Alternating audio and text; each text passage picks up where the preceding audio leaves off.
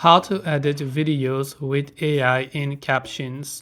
Now, to edit videos using AI, which means artificial intelligence in Captions, it's fairly simple.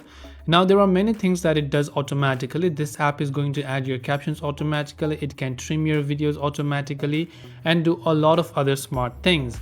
So let's say I'm just editing out a certain video. First and foremost, you can see it is going to automatically add the captions using AI. So there isn't much that I can do in this case.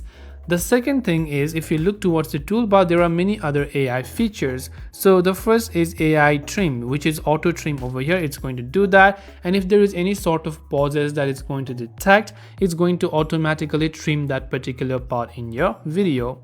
Second thing, you can see AI denoise. What this does is that it will apply audio denoising to your video using AI in this case. And after that, you also have AI eye contact to help you fix your eye contact using AI. And these are the couple of ways you can edit videos with AI within Captions app itself. So I hope that this video helped you out. If you have any questions, feel free to leave them down below. As always, thank you for watching and see you in the next video.